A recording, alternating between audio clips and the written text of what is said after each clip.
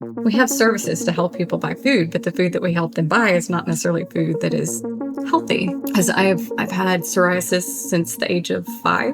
I was struggling with my weight as early as the age of 5, yo-yoing up and down. And it was through the wisdom of my grandmother saying, hey, cut out the cookies and the biscuits. And so I did. And all I'm doing is eating some meat and vegetables, but my weight was stable and I was not hungry.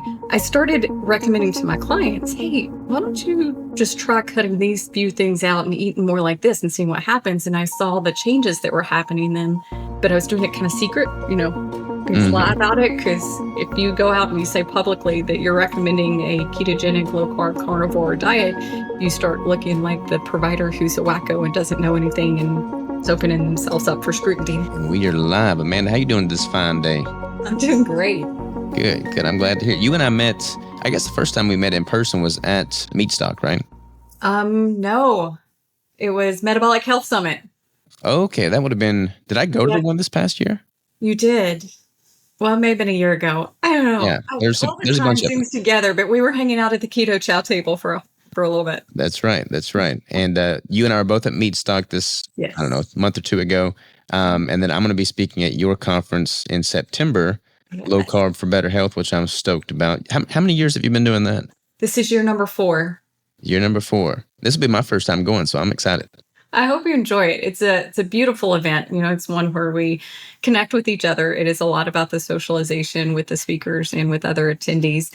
But the setting is beautiful. It's in a state park. Mm-hmm. So we're incorporating exercise more like a guided hike. And then you are graciously going to help people learn some body weight exercises to stay strong, that kind of thing. But you'll be in the park surrounded by the trees and nature and that kind of thing doing the exercise. So it's a resort-like feel. Yeah, it's going to be good. I mean, anytime you're outside, especially in Tennessee, it's going to be good. And in September, I think will be cooling down a little bit. So yeah, we'll be coming off of the summer too much. Still maybe a little humid. I mean, just like where you're at, it's just humid. Yeah, because you live in Tennessee, right? I do. Yeah. Yeah, Tennessee's nice. I enjoy Tennessee immensely. Yeah. The conference is actually in my hometown. It's the only conference center in Dixon, which is about an hour west of Nashville. So. Yeah. When it comes to the conferences, I was talking about conferences on a prior podcast yesterday, actually, and there's a million different conferences. Everybody's got kind of like their own take, their own vibe. You've got like the really big, Hack Your Health conferences. You got the smaller, more intimate, like meetup kind of styles. How would you describe your conference? I think it's a blend of both. It is designed not for healthcare providers, even though there's plenty of healthcare providers that come. So the everyday person who is wanting knowledge on how to make their health better using nutritional approaches. So there will be some sciencey in there because we want to explain the science so that people understand why the changes that we're recommending are important and that they are science-backed and not just because one day we woke up and decided, hey, eating meat's a good idea, that it really is science-backed. But it is more about the connection, making that personal connection too. So it's a good blend of science and connecting with other people. Like in Meatstock, I see it as, that personal connection. People are eating together, they're sharing meals, which is definitely something we do at Low Carb for Better Health. We have a VIP dinner that is just to sit back and socialize with each other and with the speakers. And then there's a meal served on Saturday at lunchtime, and we do an extended lunch hour so that you can have time to mingle with other people and hear their stories. Because I've learned so much just from other people's health stories, even as a healthcare provider. I've been doing this for 20 years, but when I hear their stories and how they made certain tweaks and it healed things in their body, then I can go research it and find. So I think that's one of the cool things about it is just the connection. Yes, you get the science. Yes, you get the speakers that are the big names in the community, but it's the connecting with other people and learning from their stories that's important too. Yeah, and I feel like, the science is great, but people, if they want, they can find the science anywhere. Like it's all these speakers, they've got their own podcasts and YouTube channels, and they can look at the research paper, but like the conference scene is where you can actually interact with other people going through it and living it. And I think that is super valuable. Yeah. Just sometimes hearing all of that science in 15 million different podcasts and YouTube things, it's confusing for individuals. Oh, for sure. Everybody has their own little take on things. And so how do you take all of these bits of information and put them into a usable format for the individual that's where the conference can help too, because then you're around people who have taken that same information and applied it to their lives, and you can hear their outcomes from it. Totally agree. Give me some backstory on you personally. So you've been in healthcare for 20 years. Yeah. Like traditional, Western medicine healthcare. Like give me the details. I am a nurse practitioner, and I've been a nurse practitioner for 20, 21 years, kind of in the middle there. And when I first came out in practice, I'm a GP, so general practice type things. The first 10 years was very conventional. It was, you have diabetes, here's your medicine. I'll see you in 3 months. You have high blood pressure, here's your medicine. See you in 3 months. And I got to the point 10 years into my career that I was burnt out and ready to leave, because all of us go into healthcare because we want to help people. We want to see people get better. We don't go into healthcare to be glorified drug dealers. But that's kind of what we become in the traditional medicine. So about 10 years in, I was ready to leave practice because I was burnout. The only people that got better, I say it all the time, were those that had sinus infections and urinary tract infections, because I could cure those things.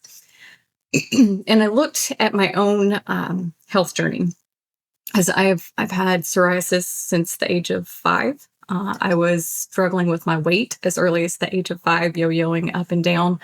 And it was through the wisdom of my grandmother saying, hey, cut out the cookies and the biscuits, that I She finally wasn't the one cooking the cookies and biscuits. She was the one telling you not to eat them, huh? Well, she was cooking them too, but she also spread the wisdom of saying, hey, if you quit eating those, you're going to get healthier. And so I did. And I was just eating that way, and I kept tweaking, not even knowing anything about low carb. I was oblivious to low carb at that point. And I had a friend of mine that was a nurse practitioner, and she said, hey, Amanda, you're eating low carb. I'm like, no, I'm not. That's bad for you. That's going to kill you. You can't eat that way. She's like, you really are. You should look at what you're eating and count up your macros and look what's happening. And I did. And I was like, well, dadgummit, I'm eating low carb, and all I'm doing is eating some meat and vegetables. But my weight was stable, and I was not hungry. I was not having to bite my nails off waiting for the next meal, kind of thing that I had done with yo-yoing so many times before. And my psoriasis had improved. I didn't put all of the psoriasis stuff together until later down the road, but I started recommending to my clients, hey, why don't you just try cutting these few things out and eating more like this and seeing what happens? And I saw the changes that were happening then, and the fact that I was having to take them off of medicines instead of put them on more medicines. But I was doing it kind of secret, being sly about it. Because if you go out and you say publicly that you're recommending a ketogenic, low carb, carnivore diet, you start looking like the provider who's a wacko and doesn't know anything and is opening themselves up for scrutiny. But I did it kind of quiet at first. And then it eased into a brain explosion for me, because I went from only having my FNP credentials to adding a whole bunch of letters behind my name, because I wanted to feel good about what I was recommending to clients. So I am certified through the Obesity Medicine Society or Association. I am a certified ketogenic nutrition specialist through the American Nutrition Association. The SMHP, I'm a metabolic health practitioner, and then I recently graduated from the Nutrition Network Practitioner Program. So I've got like 15 different credentials behind my name. But I dove into weight management, and I did it publicly, and I put a name out there, and I've started putting things out there, social media, and the practice just blew up.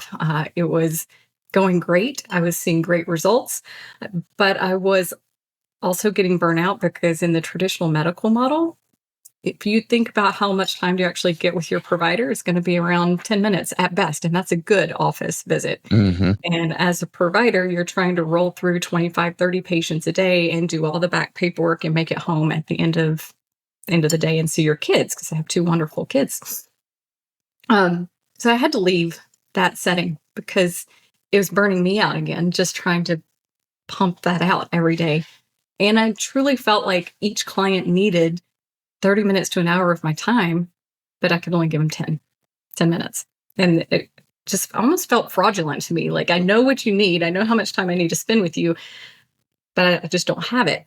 So I left traditional practice, and now I own my own business called Clear Path Medical. It's a direct primary care clinic And each of my clients do get 30 minutes to an hour of my time. And they can send me messages in Saturday and Sunday if they have random questions, and I can hop on and answer questions. And I get to go home at night and see my babies, which is awesome.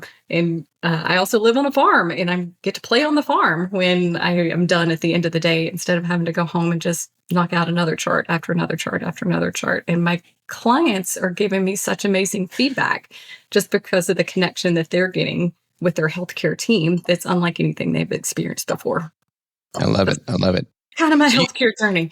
you've got an interesting perspective because you've done both worlds. Mhm. And anytime I bring somebody on that's, in the traditional, conventional Western medicine trajectory, it's like everybody gets into that space because they want to help people, but then their hands kind of become tied.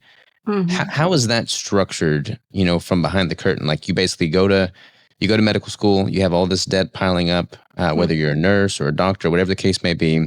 And then you go into practice, and like, how is it structured to basically require you to only have those 10-minute sessions? Because I know insurance comes into play, the billable time comes into play. How does all that look to the Yeah. layperson? Well, it comes down to it works just like any other business, cash in, cash out. And in the insurance based model, when I see a client, yes, there is the billable by minutes, but actually most of us bill on complexity because we don't have the minutes that we're able there. If you get 15, 20 minutes, that should be a level 2 or level 4 visit. But if the client has a higher complexity, you spend 10 minutes with them, then you can still bill that higher amount and get more in.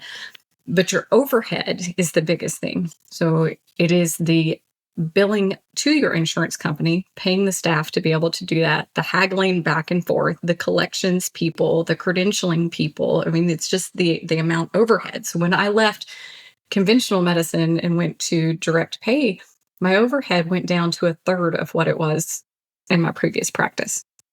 Wow. And the complexity is linked with the prescriptions, right? Like generally, if you're able to prescribe something, the complexity by Yes. default So increases. you can do complexity, just say if someone has diabetes, but it is diet controlled, just the diagnosis of diabetes can increase your complexity, or you can do it off of prescriptions. So if you have these diagnoses plus the prescriptions, it can get you into that level of complexity there. So most doctors, healthcare providers, they're kind of, from a billing standpoint, they're incentivized to prescribe something or increase the complexity, not Yeah. so much increase time, because if you can have more people with fewer time and increase complexity of prescriptions, then you have more billable income that then gets passed off to the insurance company, so the practice gets more money. Absolutely. And then the next level of that is you're graded by insurance companies by how you prescribe and what tests that you order. So, for example, if you've diagnosed someone with diabetes, you're required or not required, you are highly encouraged to give them an ACE inhibitor, which is a blood pressure medication that's there to protect their kidneys. They're to have a statin medication. They're to have a microalbumin test, which is a test for kidneys done every 3 months, the A1C every 3 months, and a cholesterol every 3 months with an LDL under a certain level. So those are goals. And then say, for example, Blue Cross Blue Shield looks at my prescriptions and my diagnosis on their clients, and they assign me star levels based off of that. And at the end of the year, if my star levels are at a certain height, then I can get a bonus, or I can even receive higher reimbursements per visit the next year with my clients. If my star level goes down, then my reimbursement can potentially go down too. Wow. So you're really kind of damned if you do, damned if you don't, basically. Yeah. Yeah. Why do more people not go the route of solo practice or having their own operation? I mean, I'm assuming it's kind of akin to, Mhm. working in a career at a corporation versus becoming an entrepreneur. Like you just have so much more uncertainty. Is that the main limiting factor there? I think there's a lot of fear, and it's something I thought about doing for years. And finally, Dr. Barry is who I work with as my supervising physician in Tennessee.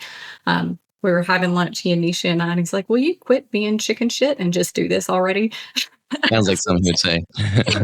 Thanks. He's like, "Quit being scared. It's gonna work because you're kind of inbred into thinking that everybody has to use their insurance at all times, or they're not going to seek out your care." But the reality is there's a lot of people who are just getting sick and tired of getting that traditional insurance-based care and not getting answers. So they're not getting the health they want. So what does it matter if they're paying with their insurance or not? Because they're not getting what they need. They want to go outside of that model. And they can still use insurance in my model, which is great. What I do is I give them the information to submit it to their insurance and file for out of network. Now, they may not get as much of their money back as if I was an in-network provider, but it still can offset that cost a little bit that's there. But yeah, Yeah, I think it's clear. insurance is crazy. I mean, like for us, like we were using, I don't know, I think we've used Blue Cross, I think we've used Ambetter, but like Mhm. nothing, like Crystal and I never get sick, like literally never get sick. Mhm. And I'm doing all kinds of, proactive testing, blood work. Like I'm wanting to get all this stuff done because I'm always doing some type of experiment. Yeah. And like going through a primary care, having them trying to get these labs drawn using insurance, like it was never covered. Mhm. And I would like I would schedule an appointment, be there for an hour and a half, and then wait 2 weeks to get my results back and still wind up paying a bunch of money. Now I just get them all direct. Yep. Whatever I want to test for, I go into a diagnostic center. I'm there for 10 minutes Mhm. and I get the results back in 24 to 48 hours. And it's like, I feel like people that actually care about their health are totally fine doing whatever needs to be done to Mhm. reach that health outcome. And if that means testing, if that means getting, seeking care. But like, I don't like insurance companies being the bottleneck. That's just not a good Yeah. model. Yeah, it's not. And, they can even dictate what tests the provider orders. For example, like vitamin D, you have to have a diagnosis of deficiency before you can test with it. Like, how the crap does that make sense? How do I know if it's deficient if I haven't tested it? Uh, so the patient often ends up paying for it out of pocket the first time to get it covered the next time, or I can lie and say, yeah, they got vitamin D deficiency to draw it.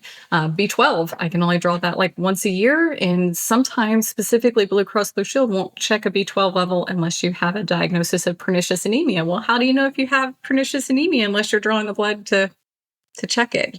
It doesn't make sense. When people go to a primary care, are they honestly getting that much like individualized care and expertise from that doctor or physician? Or is it more so like they're just run through the model that the insurance company kind of paves for the provider? I'm going to say it depends.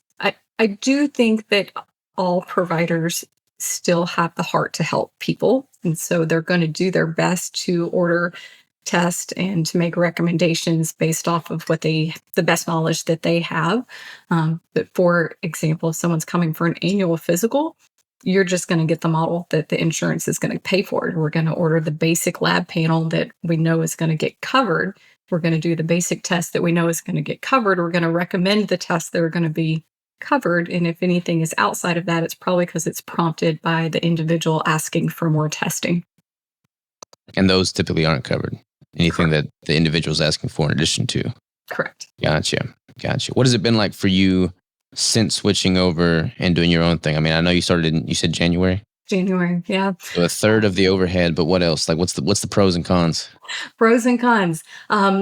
Well, I really like being able to be the master of my own domain and schedule. I've been a boss lady from even before I was an official boss lady. So there's that aspect. But the biggest thing for me is just the freedom to spend time with each individual client and to dive into their needs and recommend things based off of what I feel like is right for them and not just what is covered for them.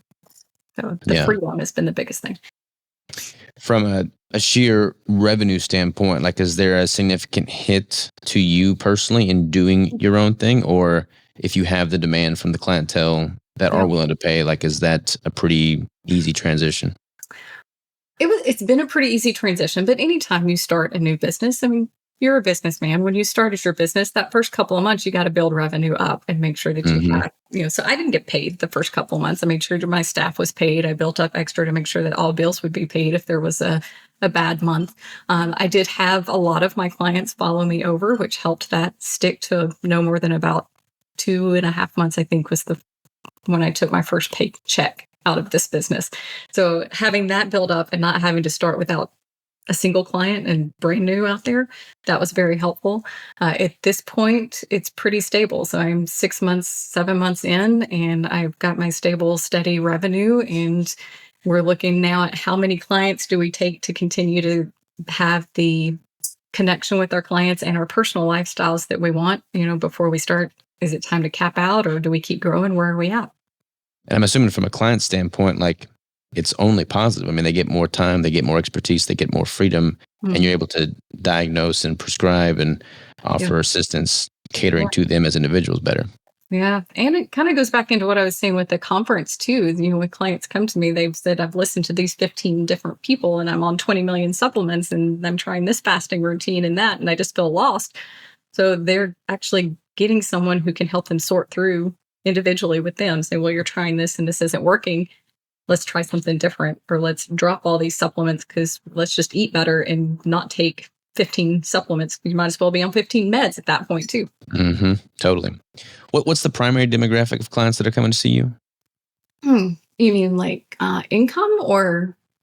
Like just ailments, or like where are they at in life? Like what are they typically coming to you with issues on? Yeah, so I would say most of my clientele are between the ages of 40 and 65 right now. Most of them are coming to me because they are low carb and have been low carb and want a provider that's not going to fight them on eating this way. They're tired of arguing with their providers, and they want to know that what they're doing is safe. I would say that I am in Tennessee, so the majority of my clients are white. That's my demographic in my town. We have African American, we have Mexican, and I have a small population there, but most of them are white middle class people. But they're coming because they just want clarity on what they're doing. Male and female, pretty even split. Yeah, male and female, pretty even split. When it comes to nutrition, why is it that most general care physicians going through the Western medicine route, like they just default to the mixed diet? Like do they get in trouble for prescribing low carb? Like is that like a legitimate, red flag to insurance providers? Because I've got like an employee that's got diabetes and type 1, and he just went to get his annual checkup, and they're like, yeah, you got to eat more carbs. You got to have more of a mixed diet. And it's like, you don't know anything about nutrition. What are you doing? So are they just like default checklist answers? I think it stems back to fear again. When the low fat diet was put out in America as being the gold standard diet and being the heart healthy plan, doctors just got honed in on that's the answer and didn't go and look for the evidence themselves one way or the other. Whether I think a lot of it's the time, when they're trying to cram as much in their day as they are to make the business of it work. I research more now than I did in my traditional practice because I have more time to actually go and research and read the literature myself. So they just got in that zone. And when big organizations like the American Diabetes Association and American Heart Association say low fat is the way to go, that's what the doctors are going to put back out. Because if it probably goes back to fear a little bit too, because say you recommend a low carb diet and then that individual ends up having a heart attack. It's not going to look well for you in court because you're not following that recommendation that's set out by the major medical organizations like the ADA and American Heart Association that's there. So I think it's a fear Are thing. Are those organizations good at looking at and deciphering the new science, the new literature, or is that kind of like an afterthought for them? I think they're just biased. Yeah. They're biased, and it's really hard to put your name and your stamp on something for 20, 30 years and then to come back and say, hey, I was wrong. It's just really hard to admit that. And so when we've seen concessions happen, like when the ADA came out and said that low carb should be an option, like one of the options at least, they kind of did it under the table. They didn't announce it. It wasn't it didn't make a big social media splash. It was just kind of on the side. We still recommend this, but oh yeah, you can try this too. Interesting. Trying to stay interesting. What research has got you excited? Like, what are you diving into now from a science standpoint that is looking promising, that is just adding another feather in the hat to keto low carb as a premier option for people? Yeah. So the research with inflammation and helping with like gut issues, autoimmune stuff, that is things that I'm interested in. Right now, I am trying to read up a lot on peptides. Peptides are kind of the big Hot topic right now. the hot topic right now. And as you know, as a provider for 20 years in weight management, I was very familiar with GLP-1 peptides, but there's this whole other world out there that I didn't really even know about because we're not taught it in conventional medicine, but it's very intriguing. And I've got clients asking about it. So I'm doing a couple of continuing medical education things on that, reading some books, that kind of thing. So that's where my interest is currently. How do you do your research? Like, what is your workflow for, like, okay, I've got a problem. I've had a client asking about this. Where do you turn to first? Like, how do you structure that?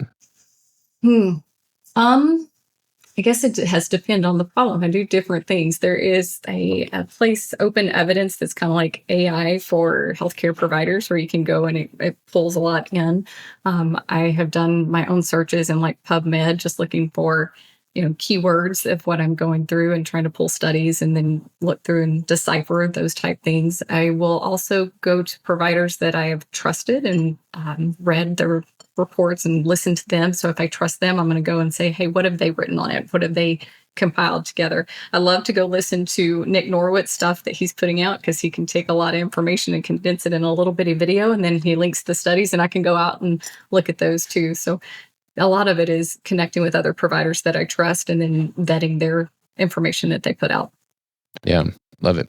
You find there's more providers that are kind of catering towards that low carb lifestyle. It seems like that's growing in prevalence for sure.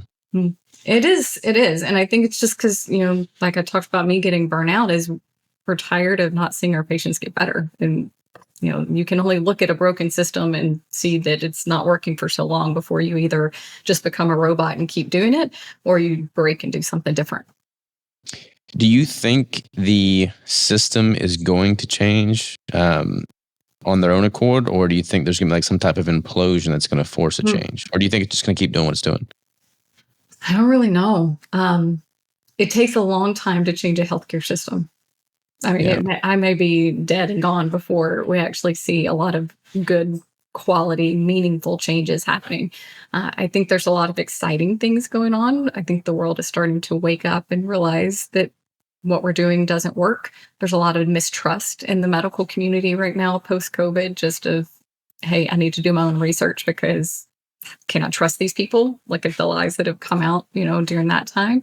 I think it's still mostly a grassroots thing. It's coming from patients and individual people demanding changes. And when enough people demand changes, it starts to move up. The food companies start to recognize, like with the dyes that we're now pulling out of products. How long have we been kind of hearing that dyes are bad for us? And just now we're seeing that come across. But I still think it happens at a grassroots. There's a whole bunch of people. And then finally, when their money talks, because they're not buying products or they're going in different places, then the uppers make a change. Yeah. I mean, it's capitalism for sure, which I'm a capitalist through and through, but it's like, it's unfortunate that money should have such a dictating effect on people's health.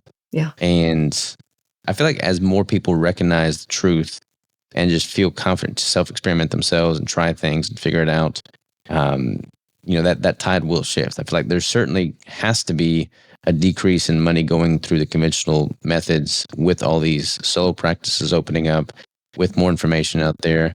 But I don't know. I mean, I look at society, and you and I are both in the South. I mean, Arkansas is a pretty unhealthy state. There are pockets of Tennessee that are healthy, but many are not. And it's, I feel like it's kind of like a classic, the rich get richer, the poor get poor. It's like the healthy people get healthier because there's more information than ever and options than ever. But like the unhealthier people just keep going downward. It's sad. It is. And some of that has to do with the food system that, we have services to help people buy food, but the food that we help them buy is not necessarily food that is healthy. So why cannot in every county? I don't understand why they can't use those same SNAP, WIC, whatever benefits they're using at local farmers market to buy fresh produce. That seems like an easy thing. You're supporting your local economy and you're giving fresh, good, whole foods. Why can't everybody use those benefits there, as opposed to having to go to Kroger where, I'm staring down a bag of potato chips. That's probably going to make it in my cart. And it's paid for. Yeah, just as the healthcare system, insurance provider, that system is jacked up. The food system is also Yes. jacked up. I mean, like I've had Will Harris on. I've had several people on talking about regenerative agriculture and like the commodity beef system, which is a very broken system in and Mhm, of itself. mhm, And like chicken, for instance, chicken is so artificially deflated price wise because of like Tyson. mm, Like people think something's wrong if they have to pay more than $5 for a whole chicken, but like a well raised chicken, you can't raise a well meaning chicken for that little. So yeah, like it's a totally broken system. I just bought chickens from a local guy here that does it totally regeneratively, and they were expensive chickens. And I'm like, man, these are twice of what I'm paying at Whole Foods. But then mm, he's like breaking down his costs, and I'm like, well, that's what I want because I want the quality. yeah, And I don't think that should be the case. Like I think people like we just got to be honest and transparent with things, and like there can't be all these subsidies that create this massive disconnect. Because like obviously nobody wants to support what Tyson's doing, yeah, but you got to be able to afford quality meat at the same time as well. So like figuring out that is a whole nother battle. yeah, absolutely. And You said you've got a little homestead operation yourself, though. well, so I live on a family farm. It's been in my family for almost a century at this point. We're just a couple of years away from being a Nice. century farm. My parents are the current farmers. They raise Black Angus cattle. We're the farmers when they go out of town or when they need help. But all of my two siblings and I, we all have careers in different ways that are not farming, but we're still there and ready to help it. My dad raises most of the Black Angus cattle, and it's great because I get cow. That's awesome. Every year I have a cow, or actually we're up to two cows now because I have a 16-year-old and a 10-year-old that are both heavy meat eaters. And then my husband and I are mostly carnivore. I eat more veggies than he does. But so we're going through two cows a year. But I can see my cow. I know where it was raised. I know what happened to it. And I can go meet my butcher that preps my cow, and he takes all of my organ meats and grinds it into my ground beef so I can microdose that.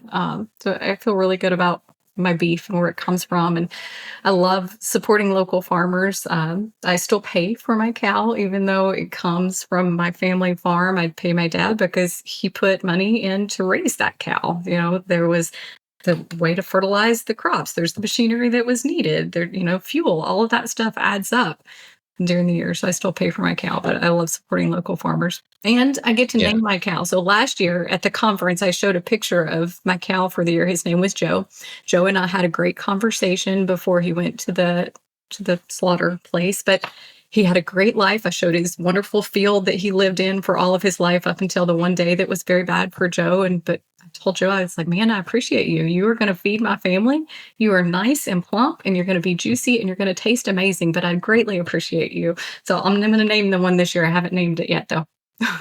No, that's so good. I mean, like I'm in the same boat. Like I get all my beef locally. I know my farmer. I know how they're raised, what they're eating, and same with my chicken, my pork, my lamb. Mhm, It's like that's the best way to do it. Like I hunt a lot as well. mhm. Like everything that I eat, I've either raised or harvested or know who raised, Yeah. and I feel like that is the way to go. I mean, sometimes it's more expensive, but oftentimes it's not. Like the cow that we got, like it's like when you buy a whole cow, it winds up being cheaper than what you would get in all the segmented cuts at a nicer grocery store. So like it's an investment Yeah. because it's a lump front, upfront cost, but it's cheaper and it's way healthier, and you're not supporting the commodity beef system. Plus, you're supporting local. You're supporting the people that are in your own community, and Yeah. that's where it's at right there. Yeah. Do you process your own game when you hunt? Yeah, so I do all the processing myself. So I'll go deer hunting or elk hunting. I got an elk on my wall right now, and I did all that. Stayed up all night long processing that bad boy, but he's delicious. And yeah, I mean, you respect the animal all the more. Mhm. And like when I hunt, I take that life, but Mm. I don't do it in a disrespectful manner. And when I'm eating that food, like I am very careful not to waste any of it. Like every morsel gets consumed because I worked so hard to bring it here. Absolutely. And, I want to respect that animal and what he sacrificed to feed me and my family. Yeah. And I feel like if we all had that connection with our food, we wouldn't take it for granted, because like food waste is another thing that really just rubs me raw. Like I hate throwing food away. Mhm. Especially quality food. Like if it's bags of Lay's potato chips, like that's not even food in my book. So we That's can food throw that substance. away. Yeah, totally. Yeah. Y'all Yeah. have chickens or anything too, or just the beef that you raise? Yeah, so just the beef. My husband does hunt and takes a couple deer a year to kind of subsidize the beef. My Nice. mother-in-law has chickens, so she supplies those. As soon as she's done having chickens, then yes, I will have chickens because we eat a lot of eggs and I like knowing where they come from as well. But I'm 100% same place you are, is don't waste the food. So even when we get our cow, I get the bones and all the extra fat. We'll cook it down and make our tallow to use for cooking during the year. And I'll make bone broth from the bones and some that are just for my dogs to get them extra nutrition as well. But yeah, use every bit as you can. The organ meats. I have not gotten to the tongue yet. I've tried several times to cook the tongue. I do give it to my dogs. I just can't. I can't do it. But when my husband started processing his own venison, you're right. It changes how you think about the animal, and it changes how much you appreciate the food when you're eating it. And using as much as we can, scraping as much as we can off for the grind that we do. So. Mm-hmm. The tongue's easy though. All you gotta do is boil it, peel that skin off, and then you just shred it, and it's like shredded like barbecue pork almost. It's pretty good. I'll save mine for you if you want, but Hey, give it to the dogs is good too. Like our no. dog is straight up pure carnivore. He's like a year and a half old, and we feed him 6 pounds of raw meat a day, and Wow. that's all he eats. So he's healthy, nutritious, and certainly not living off a kibble. Yeah, yeah. Well, I don't feed mine fresh meat as much as you are. I do a high quality dog food that's more protein, but we were using a different dog food that we thought was high protein and a good quality. And I noticed that my lab was getting more feeble earlier than I Mm. thought he should be. He was just, labs, they're active. They want to run, they want to go, they're friendly, they're got full of energy. And it's like, he's lazy, but it's more than lazy. So we changed up his food. We researched and was like, this doesn't look. So we didn't research. I stopped and paused and looked at his food, and it's like, this doesn't look the same that it used to. Like, it's got more just gunk in the bag. And so we changed his food, and within 2 weeks, he was up and running, bounding around, had all kinds of energy. His coat looked better. And it's like, okay, bad, but Yeah, dog food companies are weird. Like the packaging on dog food, like marketing itself is interesting. Like marketing dog food, like they really hype it up, but they make it very difficult to see what's actually in the dog food. So you actually have to like do some research on it. But Yeah. man, it's oftentimes not nearly as good as they're promoting it to be. No, not at all. But they get lots of bones and tongue and There other you things go. like that to supplement them. There you go. You said you had a 16-year-old and what was it, 12? 10. 10, both boys? No, my 16-year-old's a boy and my 10-year-old's a girl. How do you treat their nutrition, knowing what you know, but not want to be this like overly, micromanaging mother? Like how do you juggle that? Oh, well, that's a very interesting story, and I do the best I can. I can say that. My 16-year-old, they're two different kind of people nutritionally. So my 16-year-old now eats a lot of junk food that I don't approve of. I can't control what the choices he makes at friend's house and at Mm-hmm. school. I've given him the knowledge, I've given him the backbones, I've talked to him as much as I can talk to him. But you've been a 16-year-old boy, you think you know everything at some point. Mm-hmm. And your parents don't know everything. And one day you wake up and you realize your parents really did know a lot of things. So I can't control what he eats outside of my home. I can control what's in my home. And so when he's eating in my home, he is eating the same things that my husband and I eat. We do have some cleaner packaged things because kids like to eat things out of packages. So we've got some gummies that are made of 100% fruit puree and don't have dyes and don't have added sugar. It's just basically fruit puree and gelatin, things like that they can have. They still eat more carbs than my husband and I do. So like I will make them sweet potatoes and white potatoes and things like that. But I make them at home kind of thing. My daughter is different. So I was still going through kind of my awakening, so to say, in healthcare and nutrition when around the time that I was pregnant with her and then she was born. And so she still got a lot of the puffs and the things that I wish I had never given her. And it was about when she was 4. Was home for something. I don't remember why I was home for 3 or 4 days when I normally would not have been home that long with her. And I noticed she was going to the bathroom like, I don't know, it's half a day and she'd already been like 6 times. I was like, baby, you feel okay? Are you sick? She goes, no, I'm fine, mom. It's like, are you just peeing a lot? She goes, no, I had to potty. Like, why is my kid going to the bathroom? And then I started thinking, it's like, she's always saying, Mommy, my belly kind of hurts. Crud. Hmm. And then I started thinking back through, it's like, okay, she really does go to the bathroom a lot. And I always thought that her saying her belly hurt was just a kid complaining. Then you feel like a bad mom because, like, my kid's really been suffering for a couple of years and I didn't even realize it. So at that point, we removed all the wheat grain products whatsoever from her diet. So no more healthy, still cut oatmeal type things, even though it was the organic and clean type products.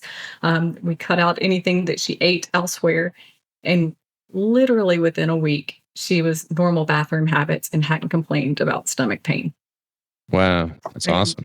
now she's 10. She reads labels like a hawk. She is her own self advocate. She goes to school and she's like, y'all shouldn't be eating that. I sure ain't eating that. That's going to make my belly hurt. It's making you guys sick. You don't know it yet, but it's making you sick. She did a 4-H project as a sugar detective, trying to tell people how to read labels to identify how much sugar is in the food that they were eating. She's already said she's going to take over my practice one day, like in January, my first day when I was coming to practice. She said, all right, don't mess it up, Mom, because it's going to be mine. So That's she's awesome. all on board, all on board. But yeah, she's very clean. She loves meat. Her favorite food is roast that her daddy makes, and she also likes baby back ribs. Those are her favorite things to eat. And she'll do some veggies, clean veggies, like squash, zucchini, stuff like that. But yeah, she stays away from Nice. mostly packaged. Packs her lunch every day. And honestly, I think it's just because she knows what happens to her body. She's seen it. Just like us adults, we have to see it for ourselves. We have to see what it's doing to ourselves before we're swear off from it. But Yeah, I feel like it's almost like a blessing in disguise when you've got some kind of underlying ailment that is triggered when you're eating junk food, because then it's like a pretty motivating factor not to eat that food. But if you don't have anything specific and you're not as in tune with your body, like you're not aware of that chronic, compounding impact. And like with kids, like I don't know what I'm gonna do with Rigel. I mean, he's 3 and like he eats the same stuff we eat. So like super clean. I mean, Crystal was keto all throughout her pregnancy, all throughout breastfeeding. I mean, his first meal was like this massive beef knuckle bone that he was gnawing on at 6 months old. So like he's straight up legit keto. But I don't know what he's gonna be like as he gets older and starts making his own decisions, because I don't want to be overbearing and like force it on him. But at the same time, I don't want him to screw up his health and longevity either. So yeah, I got to figure that out when it comes, I guess. most of it is just control what's in your home. Yeah, for sure. He's gonna have, when they go to church and like vacation Bible school, they had gluten-free options for her, but she had some junk food that we would not have normally had in our own home. It's 1 week. She's back out of it. So if my parents had controlled the way that I'm controlling, in the home, I don't think I would have had the obesity issue that I had as a younger kid. I don't think my psoriasis would have been to the extreme that it was, where it was on 80% of my body had some sort of plaque on it. I think I still would have had it. It just wouldn't have been as extreme. So I think you do the best you can. You can't beat yourself up for it, but just control within Yeah. your own home and don't make sure they have other options. When Willow goes to different stuff, she has a bag that she takes with her. So she has other options. And as long as she has something to eat when her friends are eating, she could care less because she's there to be with her friends and have fun. It's not about Mm-hmm. food. Totally. Totally. Speaking of psoriasis, a little bit of a tangent here, but I've got another employee that's carnivore, pretty much carnivore. He's had psoriasis his whole life, and it's gotten a lot better since doing carnivore, but he noticed that like whole eggs, ramped it up. Mm-hmm. So now he has chickens. He's been raising chickens, but now he doesn't eat the eggs. So he gives me the eggs.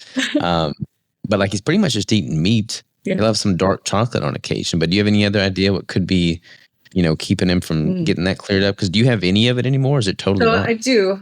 Well, my psoriasis story. So from the age of 5, I had my first plaques, and it's really rare. It was really rare in the early 80s to have kids with psoriasis. It was usually something that kicked in more in adulthood. Now it's kind of every age, everywhere.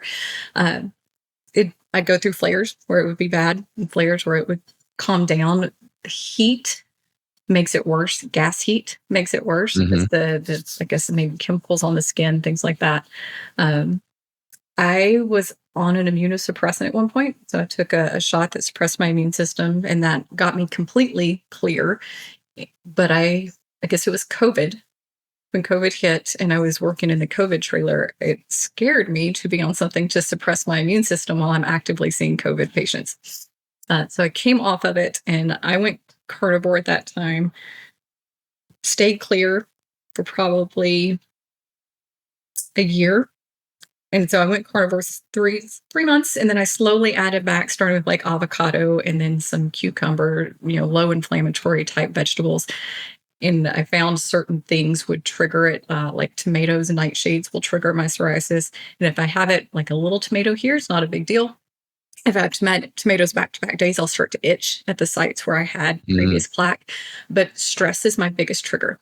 It is hands down the biggest trigger. I was clear for several years. I had a major stressor hit in my life, and just a little patch at the back of my head started coming out. And the scalp is probably one of the hardest places to get to clear up for psoriasis. What I've found is higher fat helps. So definitely sticking to a higher fat amount. Things like red light therapy has been very helpful at keeping it calmed down as well. Salt therapy, so like a halo unit, putting salt on the skin can be very helpful as well at keeping it inflamed. But there is a genetic component to it. I don't think I'm ever going to be 100% clean of my psoriasis, no matter how clean and clear that I get, that I'm able to manage it.